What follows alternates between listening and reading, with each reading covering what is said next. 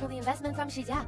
Beju is upset. Transfer that money directly to John Beju's U.S. personal account. Secretary Dong panicked. Boss, Su, that's a lot. Xiuxian needed to survive. Su Jingshu's voice was ice cold. They needed to survive? Not my problem. Su Shi will be humiliated. His family treats him badly. Su Jingshu paused, annoyed. His family is ruined. He'll cling to me even more. Tears sullenly fell, wetting my cheeks. I was shaking, completely drained, couldn't stand. So naive, I thought he was my savior, my only light when the world abandoned me. Never imagined it was all a carefully crafted lie, a show for me. My so-called happiness must have seemed so ridiculous to Jiang Beiju. The office door suddenly opened. I wiped my tears, forced a smile, and kept my voice steady. Secretary Dong, I brought soup. His eyes held pity. I looked away. Number 10. I told you not to come. Please leave it to the maid. Xianxia walked over, his voice full of concern. He took the thermos naturally, held my hand, and said, "You are not listening. You cooked again, didn't you?" I kept smiling. I was worried you worked too hard. Go ahead. I'll wait downstairs.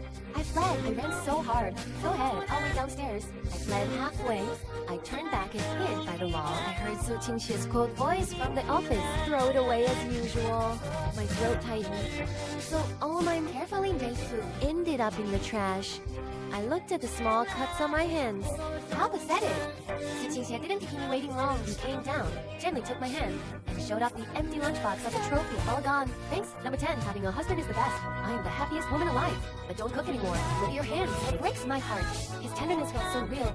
I almost believed it again. How could it be fake? I stared at the empty lunchbox in his hand. My heart was dead. Never again. I will never cook for Su Qingxia again. He gently hugged me and led me to the car, still and thoughtful, buckling my seatbelt. I casually asked, "Are you still in touch with Jiang Beiju?" His body stiffened, then relaxed. Why? You said a question. I stayed silent. He reached out, ruffled my hair affectionately. Still mad about Xuanhuan Qing? He's had it rough. No parents. Finally adopted by the Zhou family. But when they found out Wan Qing liked him, they sent him abroad. All alone over there. I sneered inside, but said, sent him abroad. All alone over there. I sneered inside, but said, I'm not mad anymore. I have you now. I know you, Wan Qing, and Bi Lei Zhou.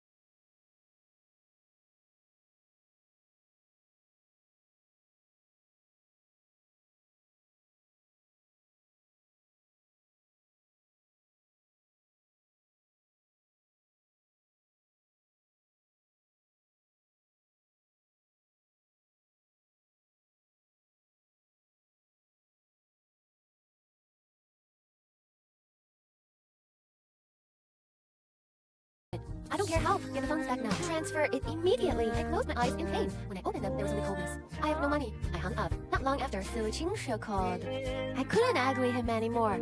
I just pressed and turned off my phone. I never thought he'd use his connections to search the whole city for me. When he found me, he hugged me tight, his voice shaking with fear. Number 10, you have no idea how worried I was. I stared at him. Anxiety, worry, fear, all surreal on his face. But I only felt sickening falseness. Did your family contact you? Your dad called about the investment. The company has its reasons. It's not a small amount. Besides, I know your family treats you badly. This teaches them a lesson and avenges number 10. What a noble excuse. If I hadn't known the truth, I believed it. I gently pushed him away. Smiling lightly, I said, I don't know in business. You're right, teaching them a lesson is fine. Xiuxian frowned at me. He knew I'm soft on the Xi family. My attitude surprised him. But from now on, my family might miss me more. I only have you. Honey, I lowered my head, acting dependent.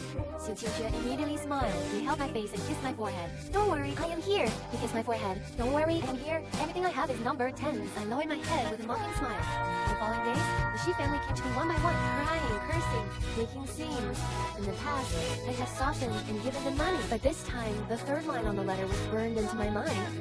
Seeing Xiuxian do nothing, the Xi family finally tore off their masks and forcibly took me home, calling it a family meeting. More accurately, a session to scold and beat me and yell in the cold living room. No matter how they hate or yell, they only repeated, I have no money. You were with xianhuan so long and married Xiuxian for 2 years. Didn't you save any? Both are billionaires. You are a useless waste. Yes, I'm useless. You're capable. Go ask xianhuan and xiuxian for money yourself. They stirred. On the fifth whiff, I vaguely remembered calling Xiuxian this morning. I said the Shay family might cause trouble and hoped he'd come with me. He said, I've got your back. They won't dare hurt you. He said he was busy at work. Take care, number 10. Call me if anything. Though when I called again, he didn't answer. He must be busy picking a birthday gift for his beloved Dang Basil. 3 days before our anniversary, Xiuxian said he had urgent business and had to go to France 3 days early. Xiuxian said he had urgent business in France. I didn't ask much and packed his bags, telling him to take care. The night he left, Jian Bijou posted on social media. In the photo, he stood between Shen Wangqing and Su Qingxue, smiling happily. Though I am an orphan, my 2 sisters give me unconditional love. I looked at that glaring photo and laughed until I cried. Such touching sibling love. Before logging off, I casually liked his post. On the last day before leaving, I called movers to take all my belongings to my vacant villa. I sent the signed divorce papers via courier to Secretary Dong. As I boarded the plane, the package reached him. He opened it, his face changed, and immediately called xianxia in France. Mr. Su, something's wrong. Mr. Shi, he once said he was. Su Shen's yo with Jiang Bizhu. Sorry he misheard until Dong repeated in clear ways out stopped Su Qingxue, who panicked and wanted to return immediately, pretending to be kind. He said, Qingxie how? Must be bluffing. How could he bear to divorce you? He can't go back to the Shi family. He has no job, no friends, no money. Without you, how would he live? Su Qingxie panicked, actually calmed down after hearing this. He coolly ordered over the phone. He wouldn't dare. Tomorrow's our anniversary. He'll come to France to find me. Secretary Dong was frantic. He wouldn't dare. Tomorrow's our anniversary. He'll come to France to find me. Secretary Dong was frantic. Mr. Su, this time it's real. The divorce papers are signed. Jiang Beizhou snatched the phone. Annoyed, he snapped. Dongxian, enough. That number 10 trick isn't worth the panic. Stop calling and bothering me. And Qingxue, seeing him angry, Su Qingxue soothed him.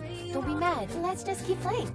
This little thing isn't worth your anger. The next day, Su Qingxue waited all day. I never showed. I blocked him on everything. He finally panicked. Jiang Beizhou watched her panic. He hated me to the core. Qingxue, don't worry, I have a plan. To make Shi Hao come to you. When I got Dong's call, I thought it was about divorce terms. But instead, he told me Su Qingxue had a car crash in France. Boss Su panicked about the divorce. Crashed on the way to the airport. Mr. Shay, her condition is critical. You're still married. We need you here as family now. I gripped the phone, silent for long. I just said coldly, I'm not coming. Don't send more. Many photos. So Qingxue, I shut, covered in warm, rusty smelling liquid. She looked badly hurt. My heart started racing uncontrollably. I told myself not to be soft. Don't be soft. It's a trap. My phone buzzed again. And from no known number, I answered, heart pounding.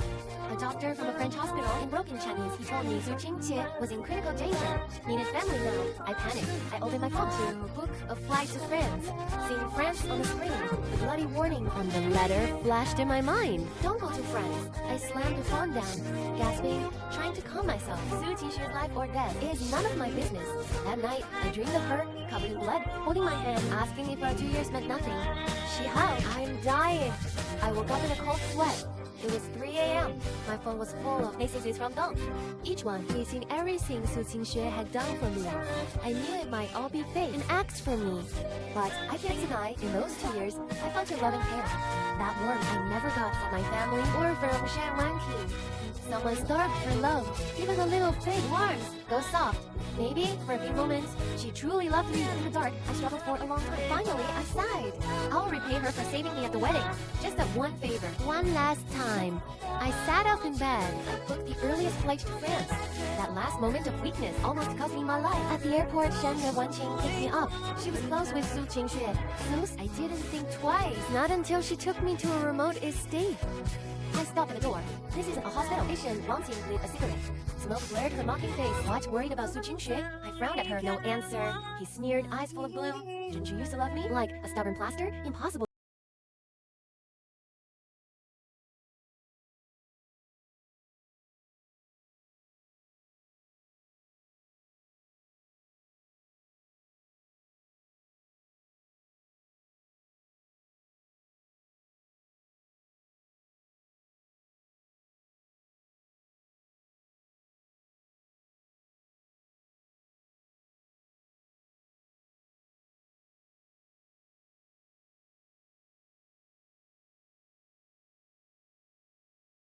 Then, nip it in the cradle. I was losing patience. Anxiety grew. Jiang Beizhou, what are you up to? He stepped down, smirking maliciously.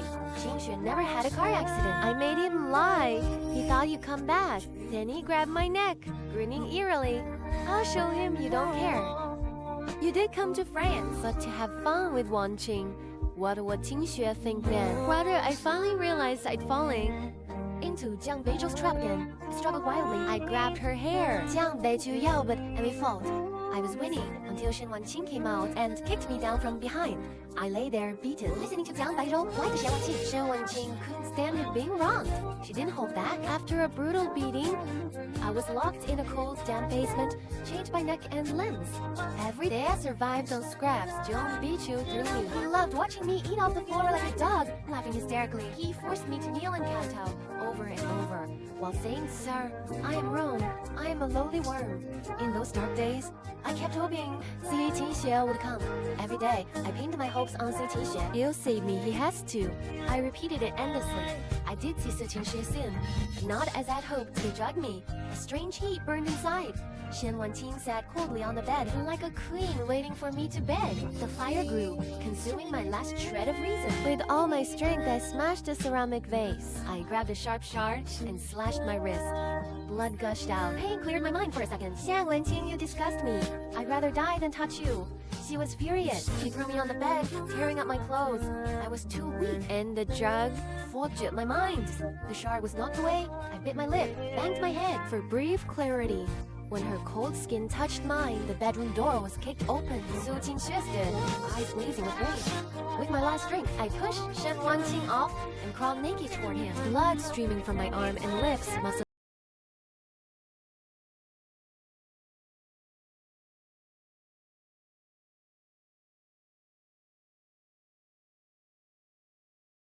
Xianxia, it's my fault. I should have told you earlier. Brother can be friends. I did it so you wouldn't be sad. I guess brother always missed Wanqing. That's why he cheated, ignoring the heat and pain. I tried to explain. No, it's not like that. I came for you. Xiuxian looked down at me, her eyes cold as if I were trash. One look, and I knew my hope was gone. I let go of his sleeve and curled up like a wounded hedgehog. Number 10. Just as Beizhou said, greedy and disgusting. How dare you betray me? Don't you know? Without me, you are nothing. Xiuxian left. Jiang Beizhou smirked at me. I wish I could take a picture of you like this. What a memorable moment. Haha. But then, to everyone's surprise, Xianxia, who had reached the door, came back without a word. He threw his coat on me and dragged me into the car. That night, he took me almost torturously like a wild beast. He marked me. I was a soulless puppet, letting him do as he pleased. No resistance, no response. The next day, bruised, he took me back to the country. He tore up the divorce papers in front of me. Want a divorce to reunite with Wanqing? I tell you, number 10, impossible. Watching him hysterical, I almost envied Jiang Beizhou. Getting 2 women to do this for him, that's a skill. Xiuxian, Xuan, is this fun? If you love Jiang Beizhou so much, marry him. Being his obedient.